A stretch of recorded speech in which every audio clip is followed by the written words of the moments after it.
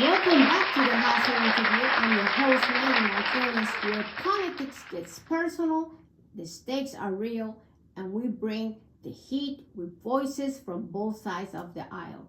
Tonight, we are diving into a question that could reshape American democracy as we know it.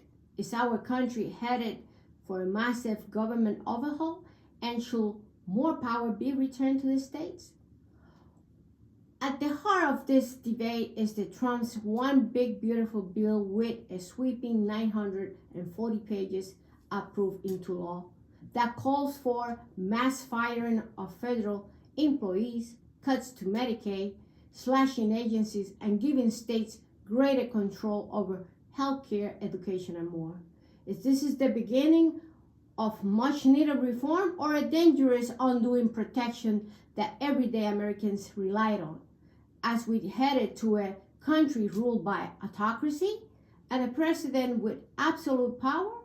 Joining me to this debate are two powerful voices from Georgia politics: Dante L. Long, a Democratic political analyst and state member for the Democratic Party of Georgia, and a longtime advocate for working families and community equity, and David Henrik, a Republican political analyst and the chair of the Republican Party in Clayton County, Georgia. He's a fierce defender of conservative value and limited government. Let's dive in. Present Starbound Studios starring Maggy Martinez and the Hot Seat Interview. Welcome, gentlemen, to the Hot Seat Interview. Maggie, as always, it's great to be here. The Hot Seat Interview, looking for today's conversation. And as always, Maggie, I'm thrilled to be here with you. Well, is America headed for a government overhaul? The fight over federal power and states' rights? Okay, so David, what is your take about this? Yes, it is heading for an overhaul. We've seen the government bloated in size over the last administration and continuously for some years now. A lot of departments have grown. The taxpayers are paying more. But what are you getting for your dollar? Nothing. So it's time to go back. Let's reevaluate. Let's see where we go. Dante. Cut. Oh! But I just cut my finger or I cut my leg. Oh, we don't have anybody that's qualified to do the job now. But we made those cuts. Hey, listen, I'm all for getting rid of waste and abuse, but in the name of getting rid of waste and abuse, we cannot cut that which is essential. Well, tune in every Thursday to the Hot Seat Interview with Maggy Martinez, YouTube on demand. Don't forget, I wrote a book. It's called The Secrets of Campaigning. So you think you could run. 40 years of experience, only $25. This will help anybody that you know that is running for office or for yourself that you know everything a candidate goes through on Amazon. And if in your heart, if you feel it, send a donation to starboundpr.com, because that helps to what? To buy the equipment that we need to keep the conversation going. Well, gentlemen, right now, let's start with the big picture. The Trump's back plan calls for mass firing of federal employees and a major shrinking of government. Now, this is a new era, David and Dante. What is going on? Well, right now, the big picture is we need to eliminate borrowing to pay bills. Because here, like a dog chasing his tail, you're only going around in circles. You can't borrow to pay bills, then keep borrowing to pay bills. Eventually, you have to pay back what you borrowed. Now, we need to eliminate repetition in government. We need to defend the spend initiative. We need additional information going forward on how and where this spending is. Now, we've heard that we're cutting back, say, in the Internal Revenue Service. The Internal Revenue Service has already taken steps to utilize AI as part of their initiatives to modernize it. I know personally, filing my taxes this year, it went great. I had no problems. Very timely return filing. Also, the little bit of money I got back was deposited in my account fairly properly. So we're looking the Republicans are to try and get the bloat out of it due to the fact that, Newsweek even had an article about the big $10 billion fraud in healthcare claims due to the fact that we had individuals from Russia and Eastern Europe purchasing medical supply companies, stealing identities, and then falsely billing Medicaid. Think about that, $10 billion. And I know Dante here will agree with me. There's a lot better uses for $10 billion spread out than fraud. Well, with the increase of $3.3 billion, the debt will go up in 10 years. I don't know what David is saying. We are trying to save money over here, but on the other hand, what is your take? Yeah, absolutely. As I said earlier, you're cutting and you are trying to prevent waste, fraud, and abuse.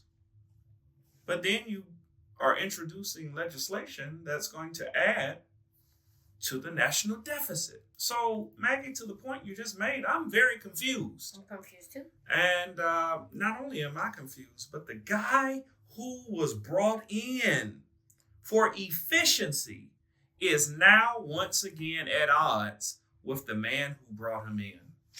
David. Well, you've got two very powerful and strong-minded individuals who each have their own opinion. And when you get to certain situations, they're going to argue, they're going to fight back and forth. In the end, will they get along?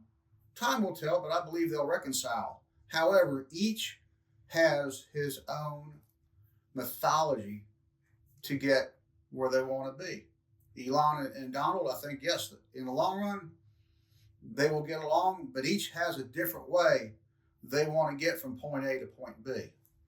Well, one of the boldest part of the proposal will shift major power back to the states, especially in healthcare and education. David, how do you prevent deep inequality between red and blue states if federal standards are rolled back?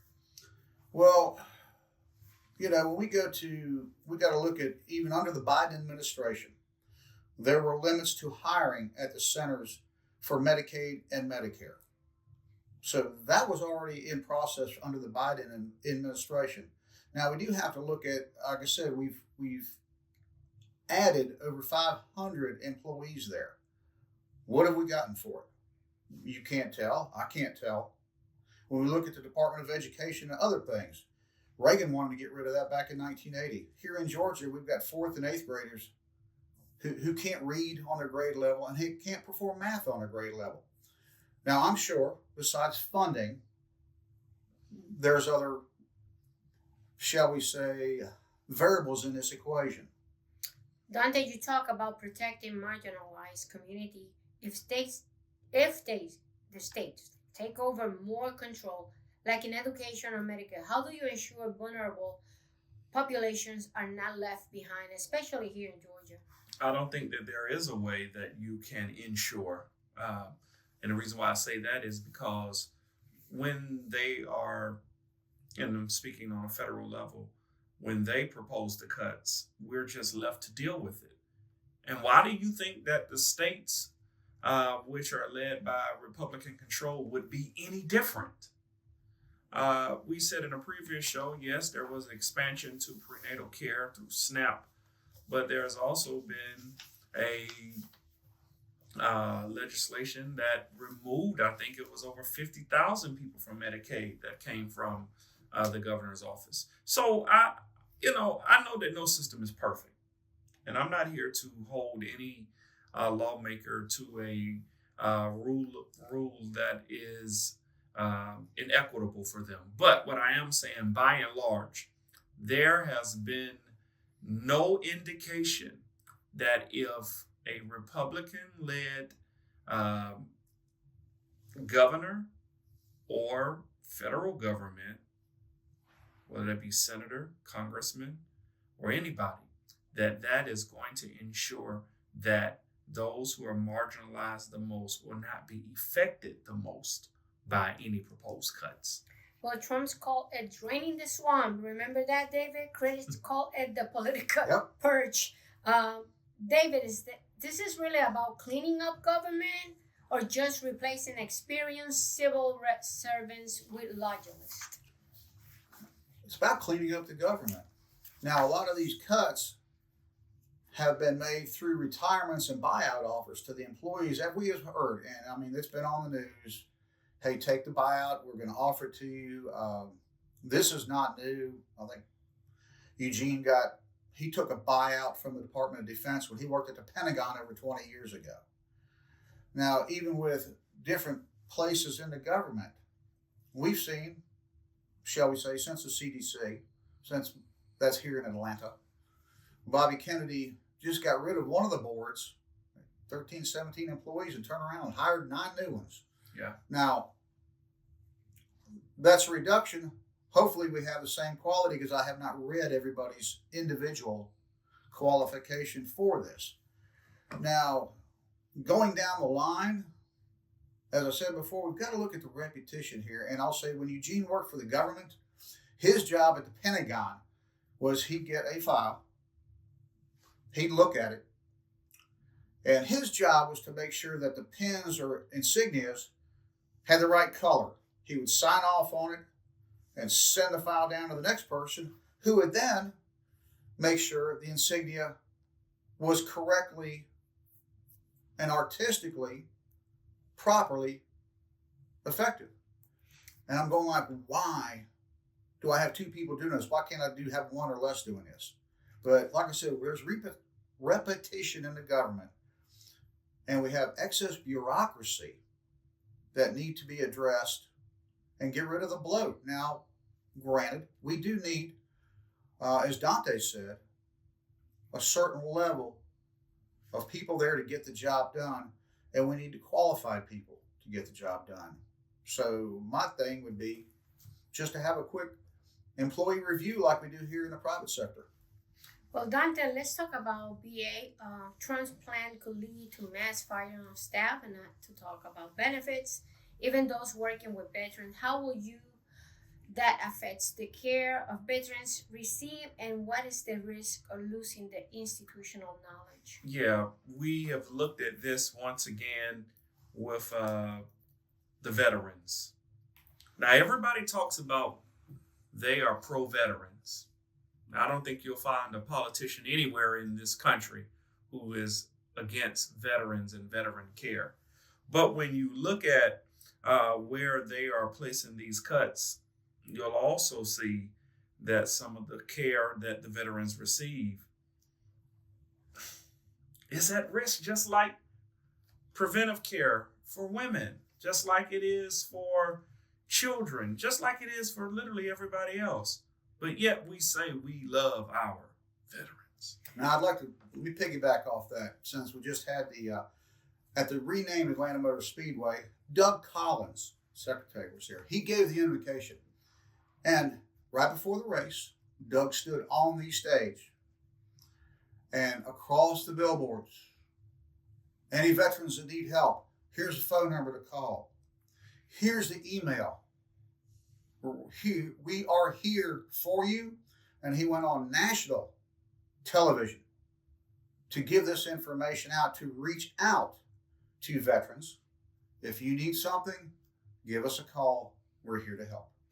Well, David, a small government sounds great in theory, but we saw that the beautiful bill has many cuts in it, but many rural areas rely heavily on federal support. How do you justify these cuts to voters in places like rural Georgia, and this could be rural in any state of the United States, who depend on that funding? Well, some of the funding, as we've seen, a lot of, like in the schools, for instance, most of that comes through state level. I know here, and I'm going to stick with Georgia, Governor Kemp gave all the teachers across the board raises, gave school districts money to help with school security. So a lot of this is already down here at the state level. Now, would that mean that the states might have to put a new board in? Possibly. Would they utilize what they already have? Here again, possibly. What we need to do is look at go back into district by district, county by county, and get feedback at the county level to come to the state government and, hey, this is what we need to guarantee our success and to protect our students, our citizens, our businesses down here at the state in the rural counties. Well, Dante, some say Democrats are too quick to say no to reform. I think we are in a new era. Mm-hmm. I think the changes that President Trump is trying to do might have some merits. Yeah. But in reality, can you name one federal agency that should be restructured, and how will you do it responsibly? One area that may need restructuring. Well, let's talk about the president's travel. Maybe we can talk about how many times he's been to Mar-a-Lago. He's traveled and been there, enjoying himself. And we know every president goes and has time of relaxation. But let's talk about looking at restructuring that. But I don't know if we're going to get a lot of support for that. So we would rather remove funding from Title I schools across America. And even in the rural areas, as we asked in the question before, that is where you would really look to see to try to enhance for those students that really need those special services. I've talked about this many times on the show before. But you want me to restructure something that is not working. And I am saying to everybody on this show tonight, hey, listen, I don't necessarily want to be the one always saying we need to reform. But I think we really do need to enhance where people need it the most. And in most cases, that is in the rural counties across America. Well, this question, David, if a Republican wants less regulation, right? Now, do you make sure corporations don't take advantage of the gap, especially with the employees, especially when it comes to things like clean water, housing, and broadband access? And we know this is a major thing. Well, we know Administrator the EPA Lee Zeldin has asked for a possible 65% cut. However, the Trump administration is only calling for a roughly 45% cut. So here again, these two have got to get on the same page. Now, we're looking at the EPA. The EPA, as far as, when you're talking clean water and things like that, we're looking at about 15,000 employees. They're looking to take it back to between 11 and 14,000. The magical number hasn't been decided yet, but they're looking to go back towards the way it was under the Reagan administration. Now, when you look at the HUD's fiscal year 26 budget, there is a reduction over fiscal year 25. They've already relocated their headquarters to Virginia to save money. Now, as far as broadband, let's go backwards again. The Consolidated Appropriation Acts of 2018 has committed $600 million, $500 million in 2019, $500 and another $600 in 2021. So the money is being appropriated to make sure that we do cover broadband now and in the future.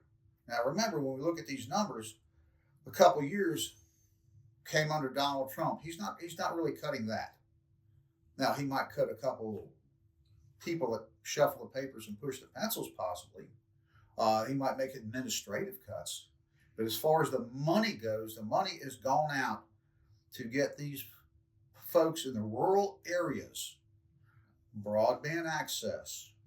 He's also protecting, the EPA is going to do their job. And of course, HUD is going to be on point with theirs.